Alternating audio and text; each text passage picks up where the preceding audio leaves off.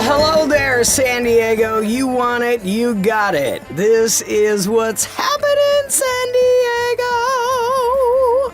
My name is Laura Jane. I am your hostess, and today's thrilling episode is featuring a local band here in San Diego that I have had the honor of emceeing and introducing them at a couple different indie fests.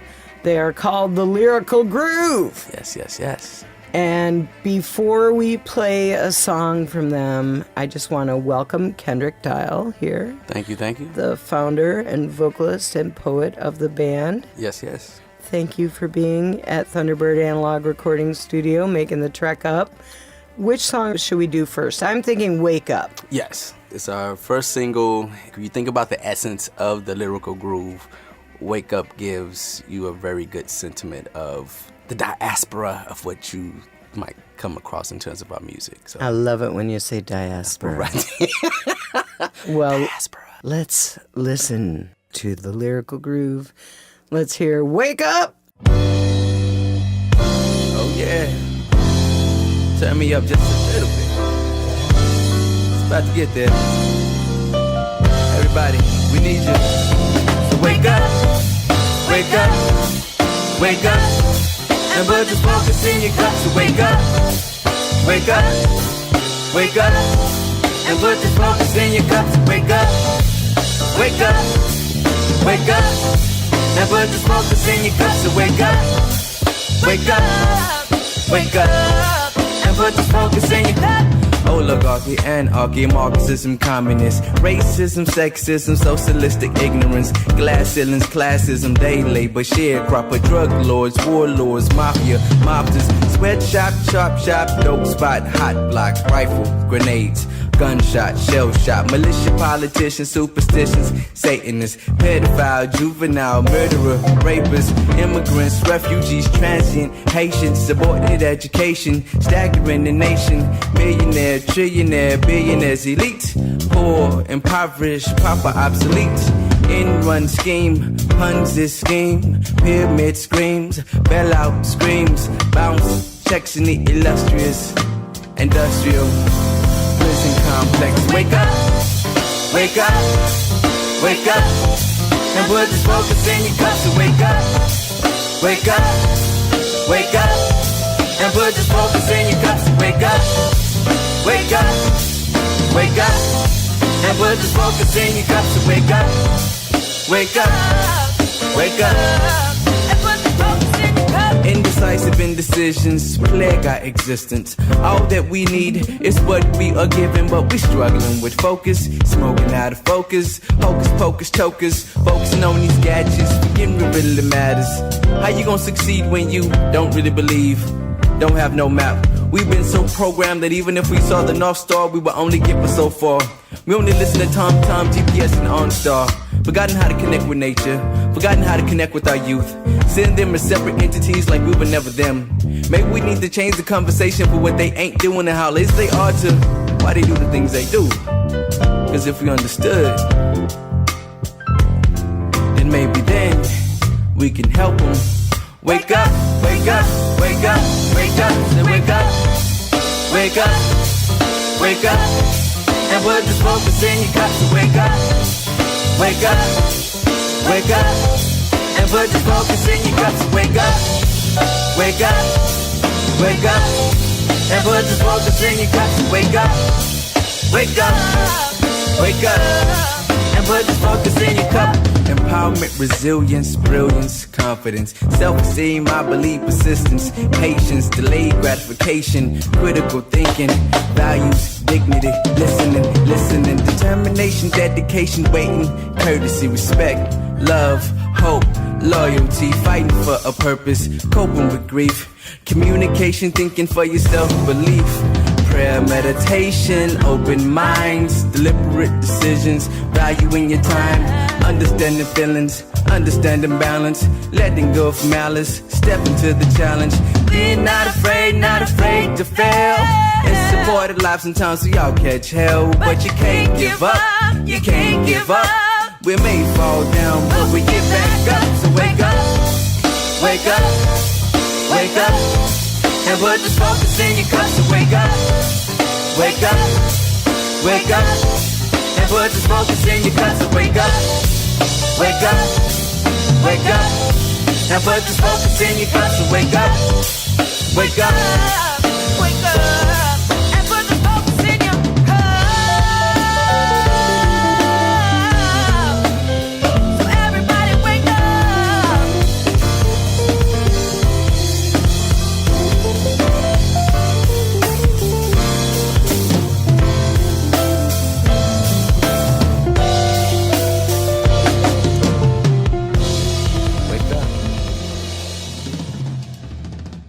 Now, it took me half the song to realize that you were saying this focus in your cup.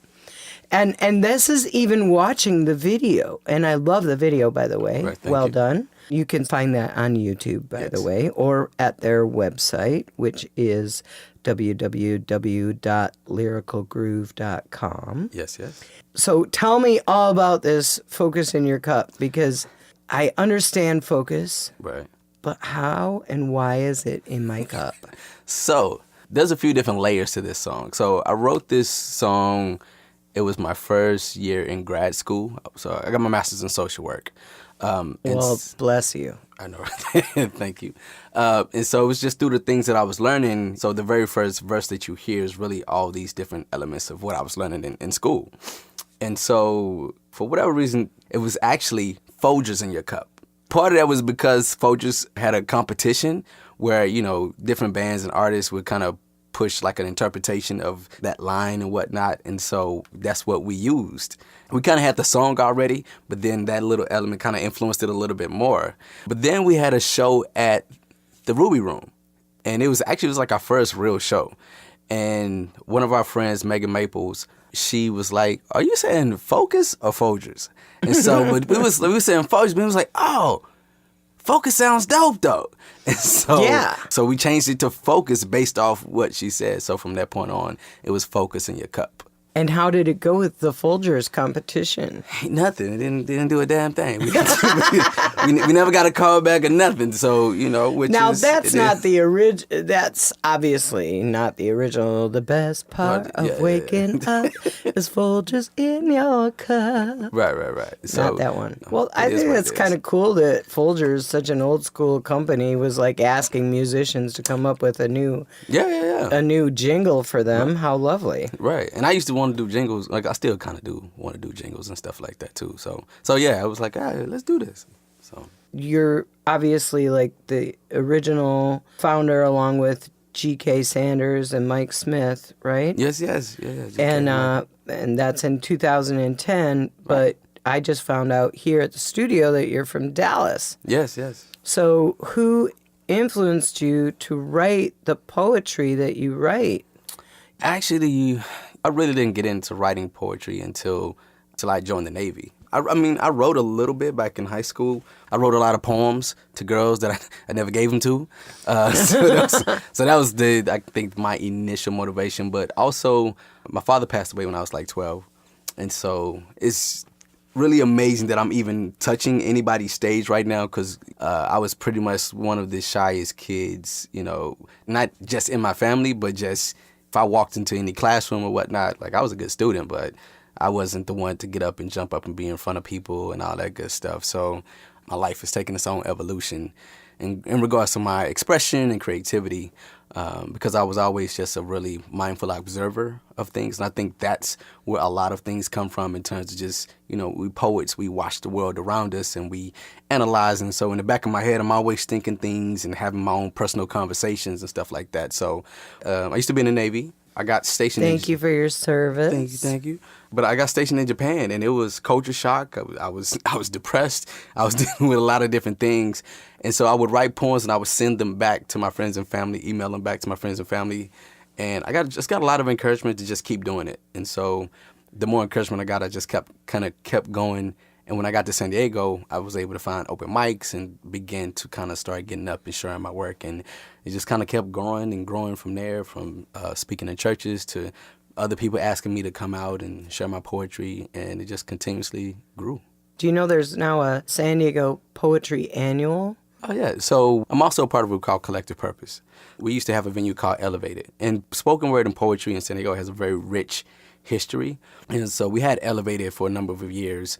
And we actually sent teams over the years to the National Poetry Slam. Oh, wow. And back when we were kind of in the thick of things, like we went from like probably never having a team there to actually having a team be like fourth and second place on the final stage. And very recently, within the last couple of years, our team actually won first place in the nation for the National Poetry Slam, led by my good friend, Mr. Rudy Francisco. So, was part of that while you were still in the Navy? Were you stationed here in San Diego? And then I was very fortunate. So I was stationed in Japan for like a few months, so like 6 months. And then we did a crew swap where we basically switched ships. And I had to stay with the ship that I was on, which was the Mobile Bay, because I was a radar technician. And so I stayed on the ship, came back here to San Diego, and then began to find these spoken word outlets and things of that nature. And it just really kind of grew from there.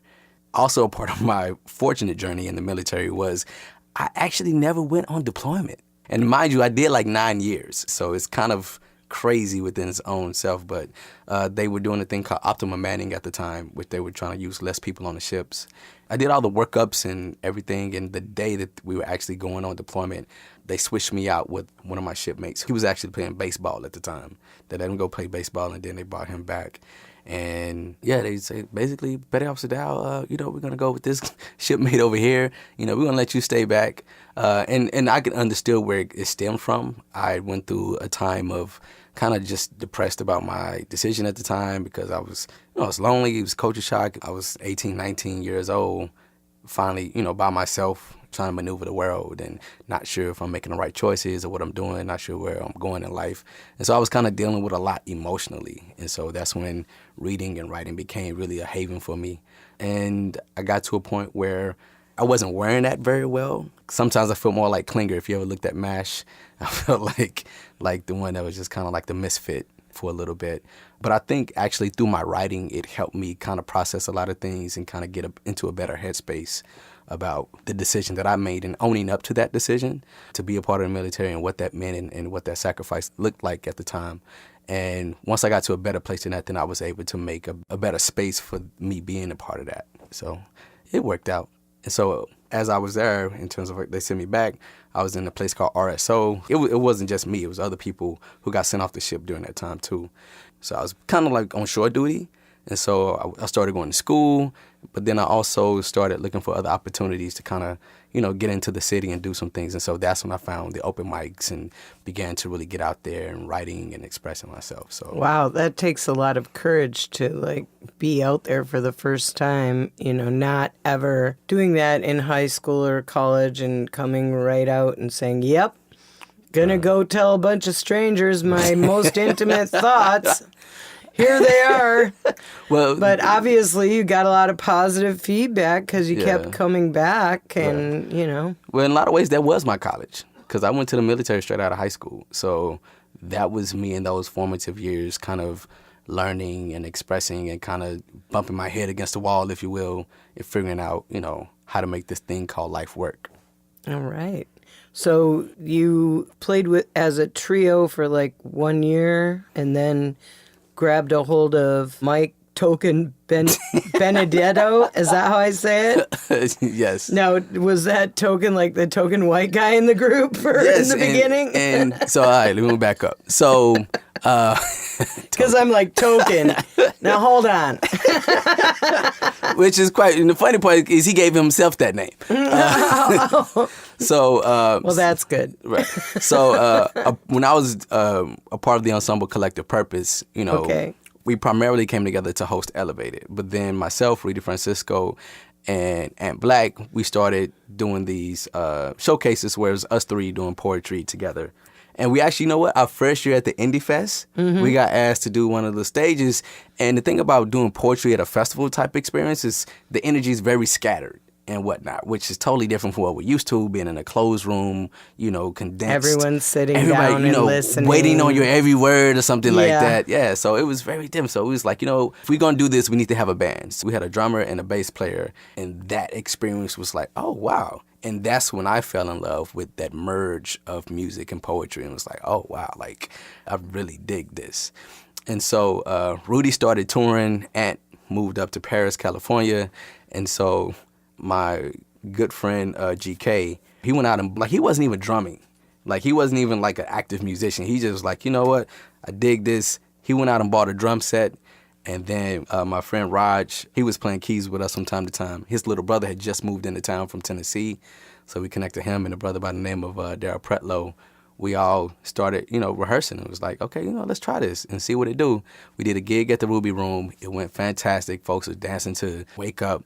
And we was like, wow, we can really make this happen. And so from that point, we just kind of moved forward.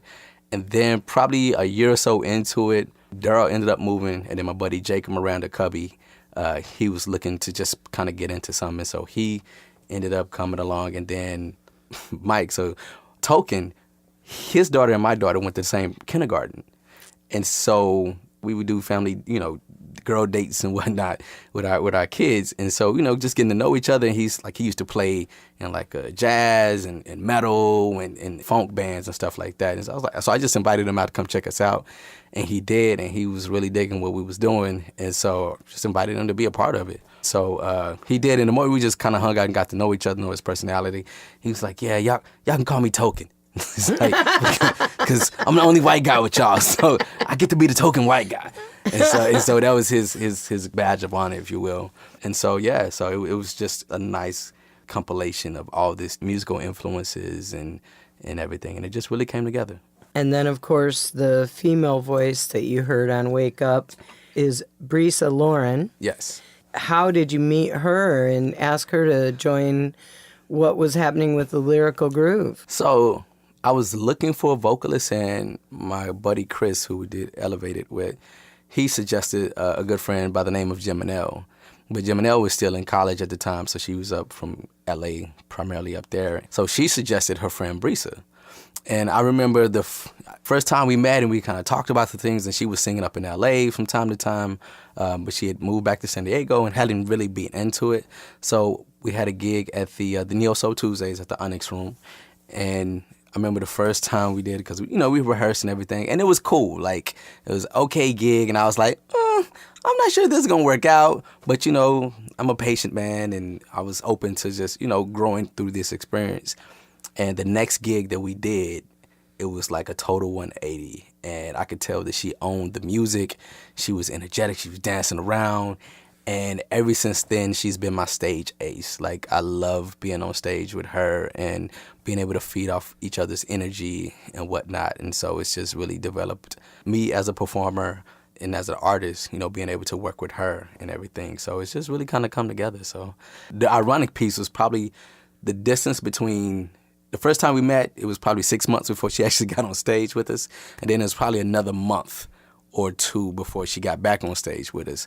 But that second time, it was cemented in my mind that, okay, like, this is something right here. So yeah, that energy on stage is important. Yes. Yeah, I love that phrase, stage ace. Yes. In my band, the Tighten Ups, Mary Claire is my stage ace. Right. She plays trombone, and she dances around like a maniac. And she is so highly entertaining to watch. And she blends in with the horn section when she's doing that. But then if she's got a minute to freestyle, look out. Right, because she's coming. She is like, you can't stop looking at her. Right. I love that. Right. Yeah. So I want to play another song. Yes. I think the next song should probably be Truth Be Told. Okay. Truth Be Told was a song that me and my buddy Beethoven. The Beethoven? the current Beethoven. We were working on some time ago, and he's, and it's kind of like he's kind of a classical music mindset, so to speak. But me and him had kind of lost touch for a little bit, and he was doing some other stuff in L.A., and so I met this sound engineer out of London who was living out here, who also made music and produced tracks. And so I asked him to redo it. And so when he gave me the music back, I was like, oh, wow. Like, it totally just kind of blew me away. So my nickname in high school is Buddy. And so you can imagine that how that sticks with me and just how I am, so to speak. So I'm always one for collaboration and whatnot. And so this song right here, I got probably about 5 people on this song. So my friend Geminelle that I mentioned, Rudy Francisco, Mickey Vale, she's a hip hop. Mickey Vale, yes, was here for the podcast. Okay, cool, yeah. So Mickey Vale, and then my friend Shadi G, who drums with us now. And then also a good buddy, Preston Harris, Presto. Ooh, that's a good nickname. Yes. So he's did some vocal stuff because he started singing with us from time to time before he ended up going to do some other stuff in LA and some great things. So this is actually one of my favorite songs to just sit back. Because in the big scheme of things, I have a very small part in terms of my verse and writing the hook or whatnot. But just to hear some of my favorite artist friends do what they do. So there's a piece between Mickey Vale's verse and when Presto comes in, he's like, strong hand, and it fits so seamlessly. And you thought we would have sat down and like orchestrated that, but it was really just kind of just the energy and the synergy of this track and what everybody brought to it. All right, let's listen to it. This is the Lyrical Groove, Truth Be Told. When tears of sadness flood our streets, when the pain of abandonment cuts so deep, when the building blocks of families become dilapidated structures and the elephants and donkeys forget the key to success often depends on collaboration. I revel in your resilience. Where others with anguish, you flourish. I heard you learn how to rebuild families while your own was on the brink of destruction. When tragedy came lurking, you maneuvered through the chaos. Like bombs over Baghdad, bullets by bar, bushes over bodies, guns walking in the park, balancing the budget over gold-plated nuggets. It's not about the money. You don't do it for you, you do it for them. And you think about the times you stood in between life and death, acting more Christ-like than some Christians. One might believe you in crisis are more like BFFs than strangers, but most can't fathom having to walk right in front of danger, on with nothing but ethics, a gut reaction, and the will to make the world a better place than you found it. And even though you are overworked, underpaid, and seldom appreciated, I speak this for you, to know that your struggle is not in vain. Never should you feel the pain of doubt, wondering whether or not you are truly making a difference. Take pride in the smiles you put on a family's face, the memories you create. And if nothing else, take peace and pleasure in the fact that you are doing what you were called to do. Truth be told,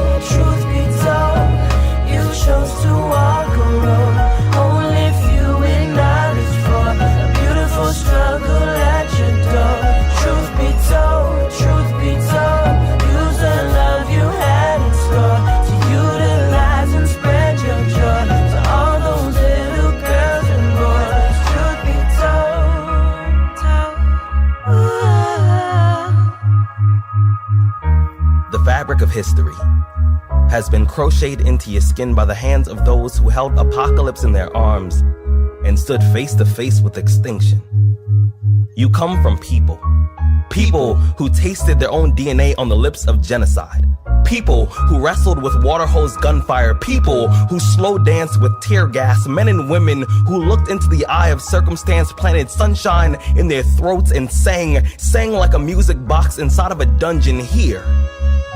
Dragons breathe a system that tells the world you aren't even human. Believe you're human. Truth be told, 'cause truth be told, the most influential black figures couldn't be picked out of a lineup of photographs.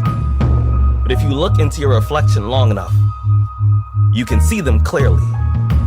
Your name was pulled from the belly of an anthem, each syllable a testament to freedom, each letter a shackle being swaddled by the jaws of the night. You come from fight and music. You are both sword and song. You are a bare knuckle melody that only a warrior can dance to. You are the main ingredient of right now. A willow tree in the middle of a desert. They will ask you how you survived. And when they do, tell them you were planted by strong hands. strong hands, ooh. Look, ma, no hands, no bricks. Every day of my life is different like snowflakes. I learned from you, working the life shift with no breaks, making something out of nothing and flip it like hoe cakes. Beautiful grace, bulletproof soul with the faith of a martyr, spirit deeper than water. I think I learned all my bad traits from my father, and from you I learned love. When push came to shove, you were right there. Who was by my side to wake me from a nightmare? It was you, taught me wrong from right there. It was you, stayed home from work to play nurse when I was sick with the flu, and you never complained, never said a cross word. I never understood why you never got what you deserve. And for all your struggle and sacrifice, I know that your soul is resting in paradise. As a child, hanging on by a thread, like my spine snapping with the slightest jerk of a head, looking more like the end to a start that had never began in that hospital bed now. Cause my heart beats rhythm, bang harder than that flat line. New life and purpose in mind. Truth be told, it was divine timing. The way the cadence of prayers were in line, something like your favorite rhyme. Hear me, and you answered so I could be living proof of your magnificent relevance in its entirety. Like being united to ignite the fire and inspire a clone generation musically. So I don't mind shining brighter than that diamond if it's for you. See, you gave gifts to alter my suicide to make it through, and I thank you. Father in heaven, I thank you. Yeah. Truth be told, you chose to walk a road only few acknowledge for a beautiful struggle at your door. Truth be told, use the love you had in store to utilize and spread your joy to all those little girls and boys. Truth be told.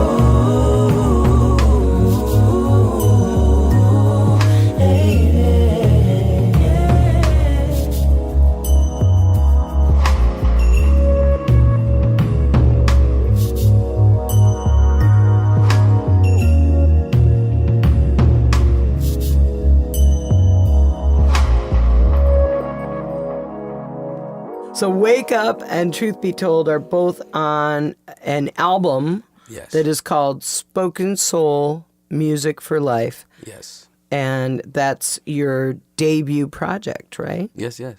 And you're going through a transition right now into a new record label and everything. Yep.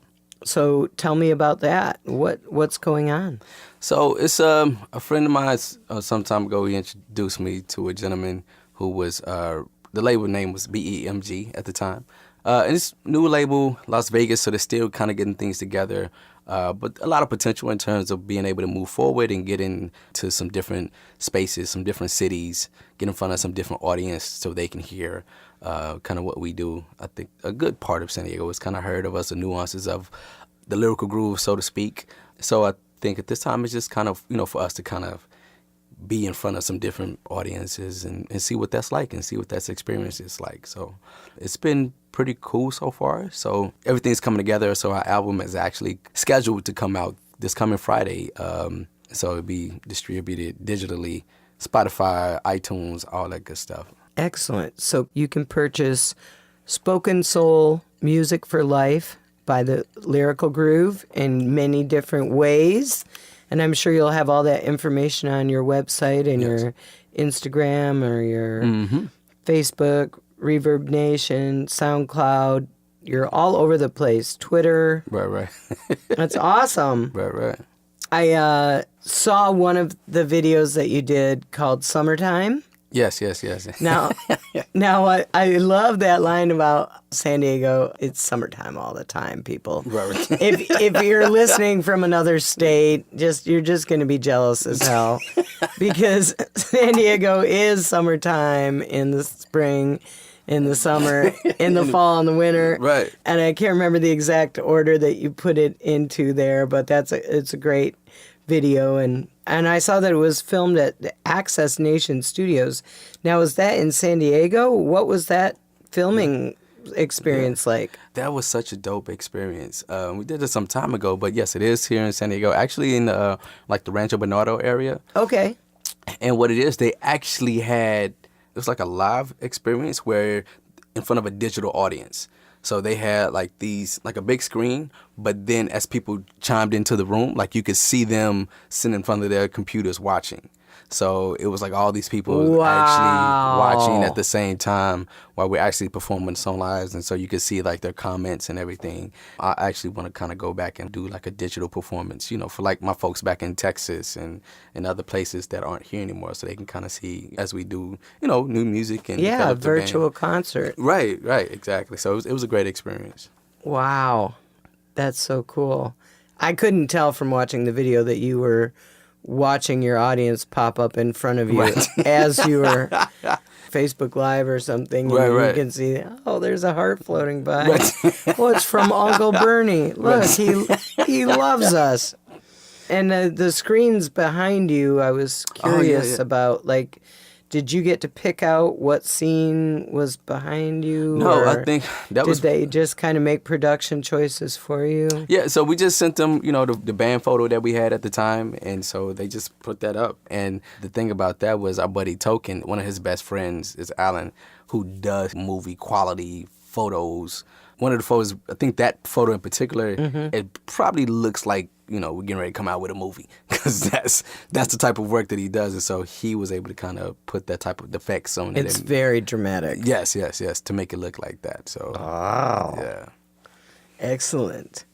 You say your goal for your band is to inspire and entertain. Yes. And I love that about a lot of the bands that I've been interviewing here, and thank you to Elkin for finding all these magnificent bands for me to interview.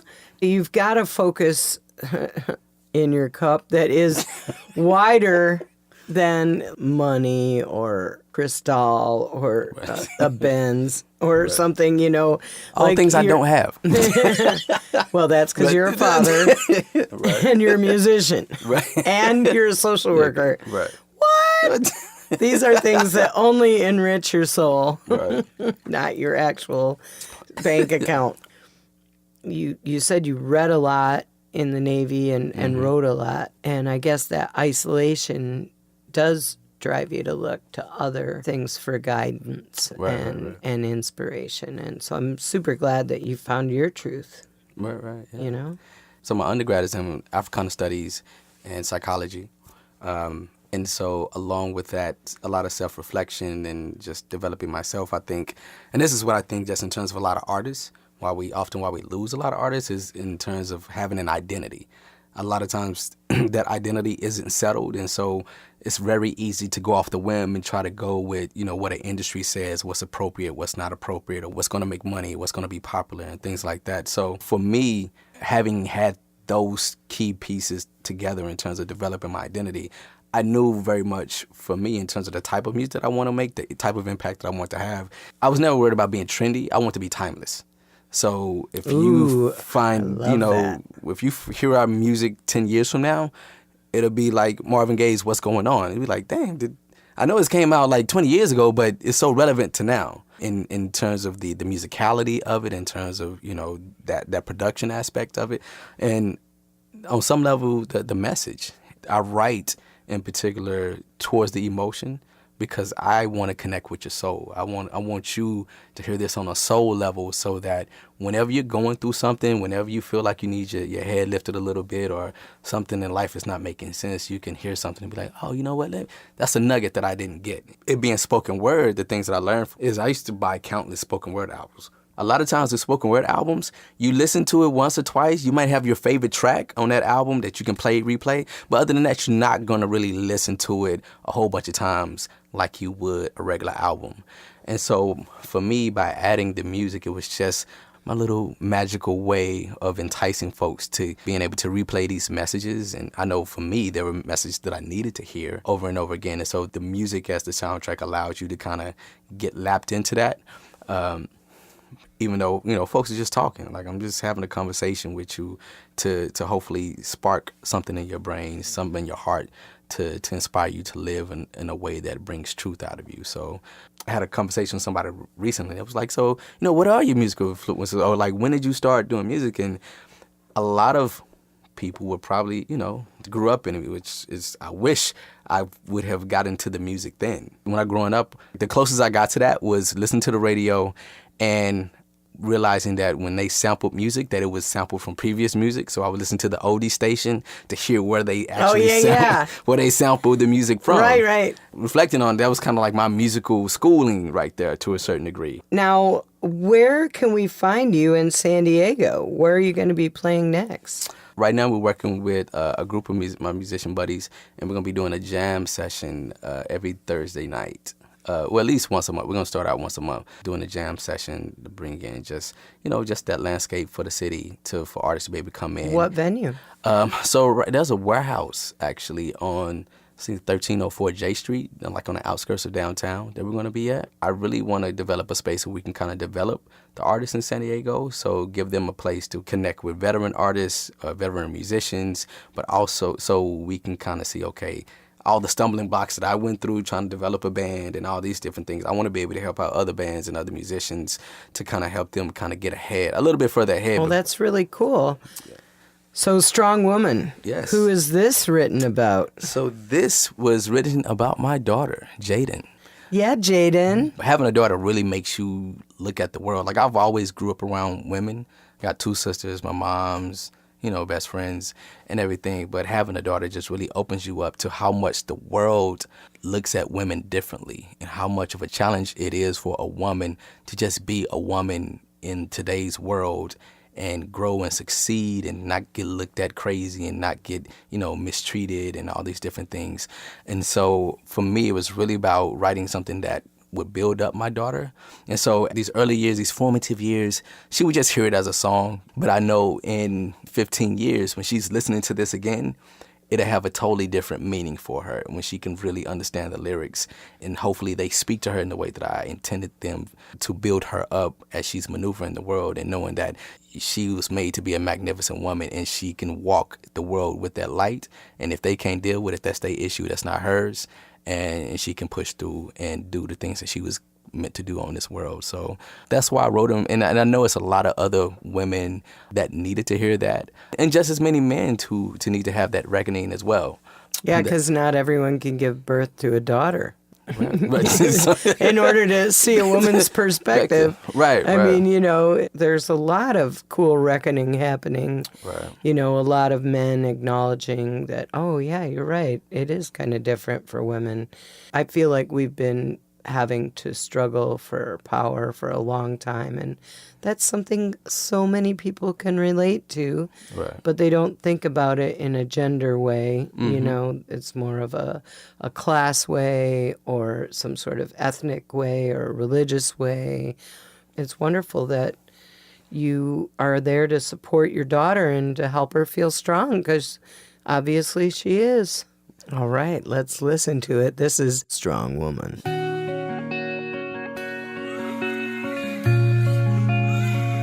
Mama entered the world, started as a girl. Looked up towards the moon and saw ocean. Said, what I gotta do to be like you? Said, baby, you a woman, it'll come to you soon. Know that you are love, you embody what it means. You're here with your heart, one day you'll be a queen. Just like your mama, and your mama is I. Then listen to your mama, don't tell no lies. Mama's got strength, mama's got pride. Mama's got a gun to shoot down they lies. Mama is a woman that knows she can. Mama don't need validation from a man. Skin like pudding, sweet like cake. Mama live a life motivated by faith. Mother of earth, goddess of love. I hate to be a man in the world without her. Woman.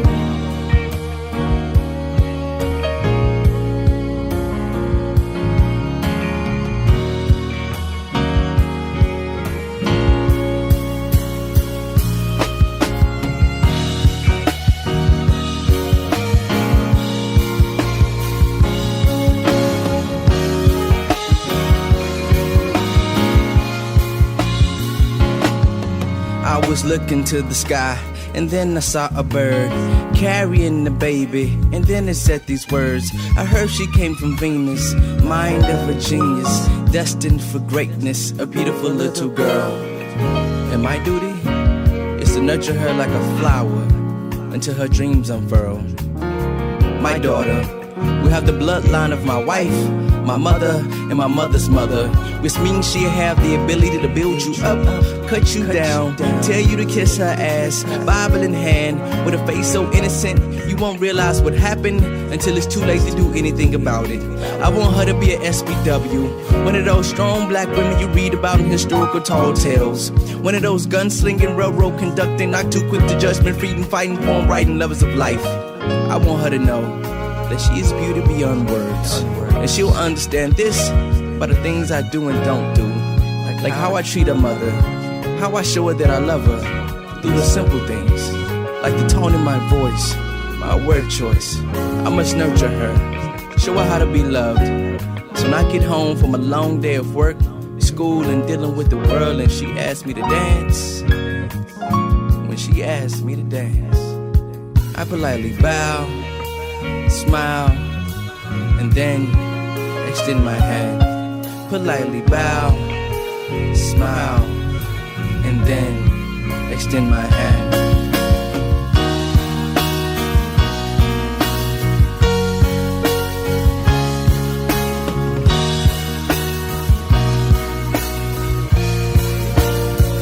Mama entered the world, started as a girl, looked up towards the moon and saw ocean. Said what I gotta do to be like you. Said baby you a woman that'll come to you soon. Know that you will love you, embody what it means. You heal with your heart, one day you'll be a queen. Just like your mama and your mama is I. And listen to your mama, oh hell no lie. Mama's got strength, mama's got pride, mama's got a gun to shoot down they lies. Mama is a woman that knows she can. Mama don't need validation from a man. Skin like pudding, sweet like cake. Mama live a life motivated by faith. Mother of earth, goddess of love. I hate to be a man in the world without her.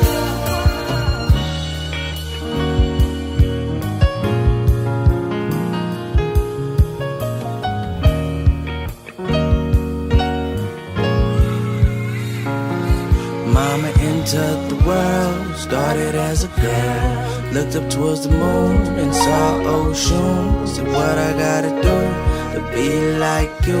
Said baby you a woman, it'll come to you soon. So you mentor your daughter, obviously, but you're mentoring another artist right now? Yes, so I have a good friend by the name of Cedrice. Back when we were doing Elevated, she would come and just watch. Like, the funny part is she never got up and performed. Like, she never did poetry or anything like that. But one particular time, she got up and we talked about it later. It was like, it wasn't even a poem. Like, she literally just got up and started talking. And she had on a wig, and she ended up pulling off and whatnot. And she has alopecia. And so it was just like, oh, wow. It was just really an eye-opening experience. Like, it'll always stick with me. And so to see her just come up with that strength and that bravery to just expose who she truly was in that moment, even though it was a struggle, your hair falling out and things like that, and think about image and beauty standards and all these things. And she just stood up there with so much strength and just, shared that with the maybe 150, 200 people who strangers in the room that night. We knew each other from around then and whatnot. And then some years later, she started singing. And then next thing I know, she ended up sitting me down. She was like, hey, you know what? I really kind of want to do, singing full time. Can you give me some advice? So we talked about a few things. And probably within a year and a half, she was doing music full time. And like, she had put in the work. She had made some things happen. And for her to go from like, hey, I'm doing music a little bit. I really want to get into it, do it more, to doing it full time. I was just like, like, that's all you do right now? That's how you make your money? And he's like, yeah. And so I was like, okay, cool. So remind me of her name and where we can find out more about her. So Cedrice, Cedrice, and her handles are Cedrice Music on Instagram, Facebook, and all those things. So we were actually talking the other night, and I was like, I hadn't had too many people perform with me. Whenever Brisa can't make a show, she's the one I call. So she had been performing with us from time to time for over a couple of years now. So for everything to just kind of come full circle, and as things are continuing to grow and develop, it's great to be able to have, folks that you consider family around you and whatnot. I think what you are is a connector. All these things that you're describing that you do, they're all like connecting people together, connecting services together, connecting ideas together, connecting what people need with what they want. So I really admire that. I like that about you. You caught that quick, too. I caught you. Go ahead. Well, I'm picking up what you're putting down here, Kendrick. I'm dialing in to you. Well, I love it. Thank you so much for sharing your music with us, and I look forward to hearing all about your new successes, and great that you're getting picked up by the music group. Yes. And much success on your debut album, Spoken Soul, Music for Life. You can keep in touch with the Lyrical Groove on all of the social media aspects, Twitter, Instagram, Facebook, and they have a Reverb Nation page, and you can hear their music on SoundCloud. Right. And specifically for me, I'm on Instagram at Mr. Lyrical Groove. Check in, let us know what you think, and we'll be coming with some more good stuff, and hopefully to a town or a city near you. Yay! Well, thank you for dropping by. Thank you for Thunderbird having me. Analog Recording Studio and hanging out with us today. And we're going to be doing more and more with Hapnyn.com. So keep in touch. Yes. It's hapnyn.com. And you can listen to this podcast on many different ways. iTunes, Spotify, Hapnyn.com, or on Facebook /HAPNYN. Thank you, Tequila. Yes, sir. Yes, sir. Thank you.